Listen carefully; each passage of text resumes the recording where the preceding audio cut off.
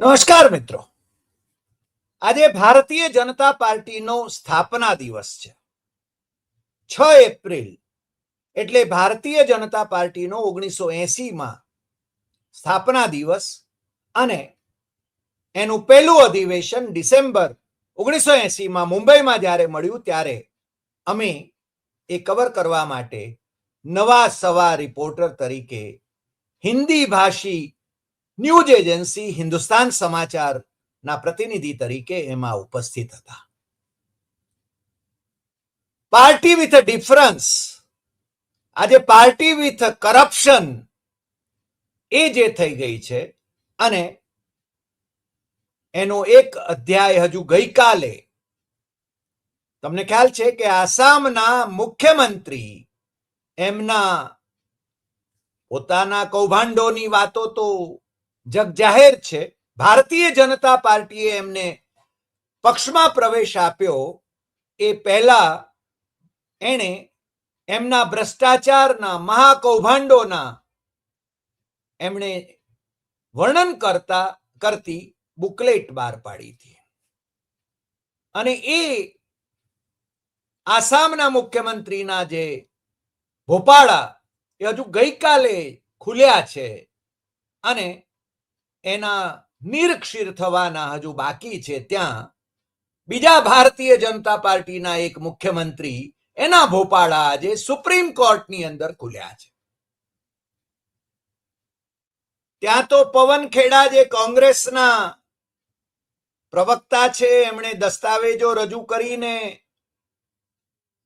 હિમંતા બિસ્વા શર્મા, ભારતીય જનતા પાર્ટીના આસામના ઉધારીના મુખ્યમંત્રી, કોંગ્રેસમાંથી આયાત કરેલા મુખ્યમંત્રી, એમના પત્નીના 3 દેશોના પાસપોર્ટ અને ભારતનો પણ કદાચ એમની પાસે પાસપોર્ટ હોય, કારણ કે ભારતના એ નાગરિક તો હશે જ.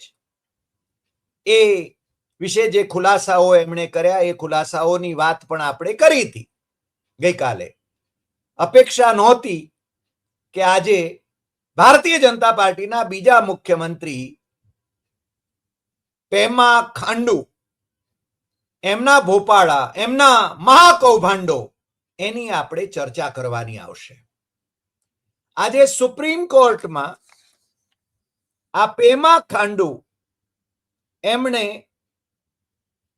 પોતાના જ પરિવારની કંપનીઓ, પોતાની પત્નીની કંપની શેરિંગ ડોલમા અને એમના ભત્રીજારામ જે તવાંગના ધારાસભ્ય છે એમની કંપની, એ બધી કંપનીઓને સરકારી કોન્ટ્રાક્ટ, નાના સુના નહીં, 1270 કરોડના સરકારી કોન્ટ્રાક્ટ એમણે કોઈ પણ પ્રોસેસ કર્યા વિના આપી દીધા. ઘરકાઈ મામલા હે. કારણ કે એમના પિતાશ્રી દોરજી ખાંડુ એ પણ 2007 થી 2011માં જ્યારે એમનું હેલિકોપ્ટર ક્રેશમાં મૃત્યુ થયું ત્યાં સુધી એ મુખ્યમંત્રી હતા અને એમના પછી એમના અનુગામી તરીકે પેમા ખાંડુ આવ્યા. એટલે કે 1.5-2 દાયકા ખાંડુ પરિવાર એ અરુણાચલ પ્રદેશ પર શાસન કરતો રહ્યો અને આમ તો એ પક્ષપલટાઓ કરતા રહ્યા. છેલ્લે કોંગ્રેસમાં પેમા ખાંડુ કોંગ્રેસના મુખ્યમંત્રી હતા અને નરેન્દ્ર મોદીને તો કોંગ્રેસના ઉધારીના નેતાઓ જ ફાવે છે, કારણ કે એમની પાસે પોતિકાઓ તો છે નહીં. એટલે કોંગ્રેસના ભ્રષ્ટાચારી નેતાઓ એમને સદાચારી બનાવવા માટે નરેન્દ્ર મોદી એમને આવકારે છે અને એ એમના મેન ફ્રાઈડે થઈ જાય છે. અને ઈશાન ભારતના રાજ્યોમાં એનડીએની સરકારો સ્થાપવા માટે મહાકૌભાંડ પુરુષ એવા હિમંતા બિસ્વા શર્મા, આસામના મુખ્યમંત્રી, એમને છે ને અખત્યાર આપે છે અને અમિત શાહ એનું સૂત્ર સંચાલન કરે છે, એ તમે જાણો છો. આજે સુપ્રીમ કોર્ટમાં 3 જજીસ ની બેન્ચ, એટલે કે જસ્ટિસ વિક્રમનાથ, જસ્ટિસ સંદીપ મહેતા અને જસ્ટિસ એનવી અંજારિયાએ જે પ્રકરણ ગઈ 16 ફેબ્રુઆરીએ એની સુનાવણી પછી એનો ચુકાદો આપવાનું સુરક્ષિત રાખ્યું હતું, એટલે મોકૂફ રાખ્યું હતું. એનો ચુકાદો આપીને આજે પેમા ખાંડુ એમની સામે સીબીઆઈની તપાસનો આદેશ આપ્યો છે. અને કોર્ટે કહ્યું છે કે સીબીઆઈ 2 સપ્તાહમાં પ્રાથમિક તપાસ કરી લે અને જો મામલો થતો હોય તો એમની સામે કેસ દાખલ કરવામાં આવે. જો સદાચારી પાર્ટી હોવાનો અને પાર્ટી વિથ ડિફરન્સ હોવાનો અને ખાતો નથી ને ખાવા દેતો નથી એવા નરેન્દ્ર મોદીના કથનો જો સાચા હોય તો પેમા ખાંડુએ આ ચુકાદો આવ્યા પછી તત્કાળ રાજીનામું આપવું જોઈએ એવું અમે બહુ સ્પષ્ટપણે માનીએ છીએ. પરંતુ આ પાર્ટી એ કંઈ અટલ બિહારી અને આડવાણીની પાર્ટી રહી નથી. આ પાર્ટી એ કંઈ અગાઉ જેમ કોંગ્રેસની મનમોહન સિંહની સરકાર હતી ત્યારે મહારાષ્ટ્રના મુખ્યમંત્રીનું રાજીનામું લેવાયું કે ગૃહમંત્રીનું રાજીનામું લેવાયું એવી આ પાર્ટી નથી. એ તો ઉપરથી એબસેન્ટ ફાઇલમાં જેમના નામ આવ્યા છે, પ્રધાનમંત્રી જેમની સલાહથી ઇઝરાયલ ગયા હતા એવા એમના મિનિસ્ટર હરદીપસિંહ પુરી એમને અત્યારે સુરક્ષિત રીતે એમની કેબિનેટમાં રાખ્યા છે. એટલું જ નહીં પણ જાણે કંઈ બન્યું જ નથી એવી રીતે એમને આગળ કરવામાં આવે છે. અનિલ અંબાણી મહાકૌભાંડો એમના રોજે રોજ અદાલતો અને સીબીઆઈ અને ઈડીની તપાસ હેઠળ છે, છતાં એ છૂટા ફરે છે. કારણ કે વાઇબ્રન્ટ ગુજરાતમાં આ અનિલ અંબાણી, ધીરુભાઈ અંબાણીના સુપુત્ર, એમણે નરેન્દ્ર મોદીને રાજાઓના રાજા કહ્યા હતા અને વડાપ્રધાન પદ માટે સૌથી પહેલા એમનું નામ પ્રપોઝ કર્યું હતું. એટલે એમને સાચવવા પડે. એબસેન્ટ ફાઇલમાં એમના નામ આવ્યા છે.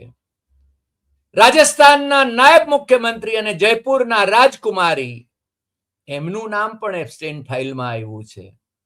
અને છતાં નરેન્દ્ર મોદીને એ તો ગજગામી રીતે ચાલે છે, એમને કાંઈ અસર જ નથી. એ તો પ્રચાર યાત્રાઓમાં રમમાણ છે અને એમના મુખ્યમંત્રીઓના કૌભાંડો હવે છાપરે ચડીને બોલે છે. હવે તો સુપ્રીમ કોર્ટમાં આ આદેશ અપાયો અને સુપ્રીમ કોર્ટના આ 3 જજીસની જે બેન્ચ છે એને વિશે કોઈ આક્ષેપ કરી શકાય એમ નથી.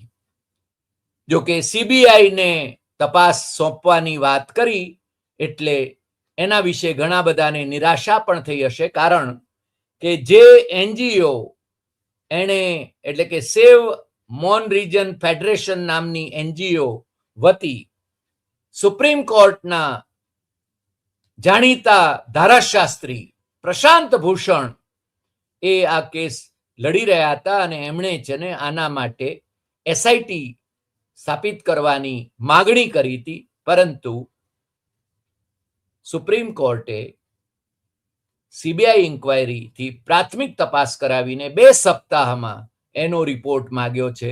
કેગ રિપોર્ટ બોલકા છે. ઓફકોર્સ આ જજમેન્ટની અંદર બહુ સ્પષ્ટપણે રાજ્ય સરકારને પણ આદેશ આપવામાં આવ્યો છે, રાજ્યના મુખ્ય સચિવને આદેશ આપવામાં આવ્યો છે કે આના સંદર્ભમાં એક નોડલ અધિકારી નિયુક્ત કરવામાં આવે અને આ તપાસમાં સહયોગ કરવામાં આવે. ખરેખર જ્યારે મુખ્યમંત્રી પદે પેમા ખાંડુ બેઠા હોય ત્યારે નિષ્પક્ષ તપાસની અપેક્ષા કરવી એ જરા વધારે પડતું છે એવું લાગ્યા વિના રહેતું નથી તમને? સીબીઆઈ વિશે ચીફ જસ્ટિસ ઓફ ઇન્ડિયા તરીકે RM લોઢાએ ક્યારેક કહ્યું હતું, એ શબ્દો પણ અમને યાદ આવે છે કે સીબીઆઈ એ પિંજરે મેં બંધ પોપટ હૈ. દિલ્હીમાં જે શાસન કરે છે, કેન્દ્રમાં જે શાસન કરે છે એ સીબીઆઈને જે રીતે નચાવવા માંગે એમ નચાવે છે ને આપણે એના તાલ જોઈએ છીએ, ખેલ જોઈએ છીએ. નરેન્દ્ર મોદીની સરકાર આવી ત્યાર પછી તો CBI, ED, income tax, NIA એના સવિશેષ આ ખેલ આપણને જોવા મળે છે ને એ વિપક્ષી નેતાઓ પર ત્રાટકવાની બાબતમાં એ સવિશેષ સક્રિયતા દાખવે છે. એ તમે જાણો છો. આમાં બહુ સ્પષ્ટપણે કહીએ તો પેમા ખાંડુ એમના પિતાશ્રી દોરજી ખાંડુના દ્વિતીય પત્ની એમની જે કંપની હતી એને પણ એ જ રીતે દોરજી ખાંડુના વખતમાં પણ કોઈ પણ ટેન્ડરિંગ કર્યા વિના એ કરોડોના અબજોના કોન્ટ્રાક્ટ અપાતા હતા. કદાચ ઈશાન ભારતના રાજ્યોની અંદર આ પરંપરા છે. એવું જે ઈશાન ભારતની અંદર જે તે પક્ષના નિરીક્ષક તરીકે જે લોકો જાય છે એ કહે છે, કારણ કે ત્યાં ખરેખર કાયદાનું શાસન કેટલું ચાલે છે એ એક મોટો પ્રશ્ન છે.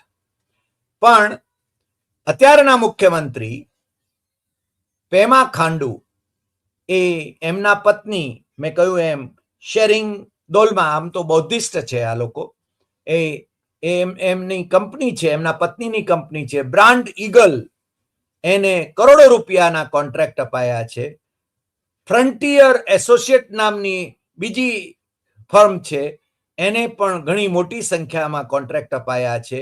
એમના ભત્રીજા રામ જે છે અને તવાંગના જે ધારાસભ્ય છે એમને પણ છે ને એમની કંપનીને પણ ઘણા બધા કોન્ટ્રાક્ટ અપાયા છે.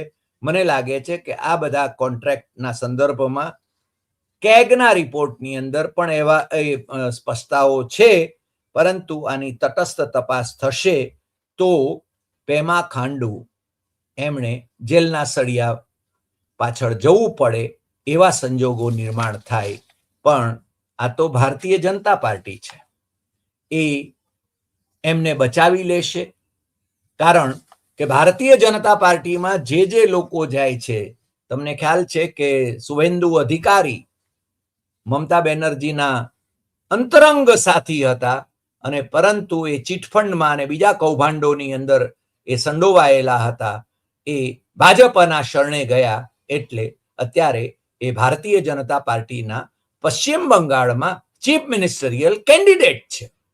અને વિધાનસભા જે આ વખત જે ગઈ વખતની વિધાનસભામાં એ વિપક્ષના નેતા તરીકે પણ રહ્યા. અને જો હવે ભારતીય જનતા પાર્ટીને બહુમતી મળે તો કદાચ કારણ કે નરેન્દ્ર મોદીની ચબરકીઓના ચીફ મિનિસ્ટરોનું કંઈ કહેવાય નહીં, પણ શુવેન્દુ અધિકારી એ અમિત શાહના લાડકા છે, અને અમિત શાહ ત્યાં 15 દિવસ ધામા નાખીને પણ ભારતીય જનતા પાર્ટીને જીતાડવા માટે સામ દામ દંડ ભેદ બધું જ કરવા માટે તત્પર છે.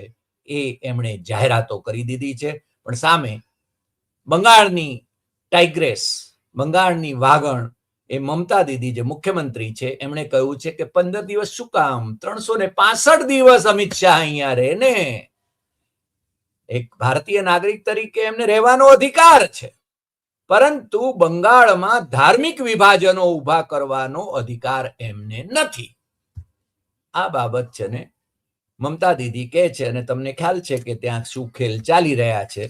પણ મને લાગે છે કે હિમંતા બિસ્વા શર્મા પછી પેમા ખાંડુ અને પછી કોનો વારો આવશે એ હવે જોવાનું છે.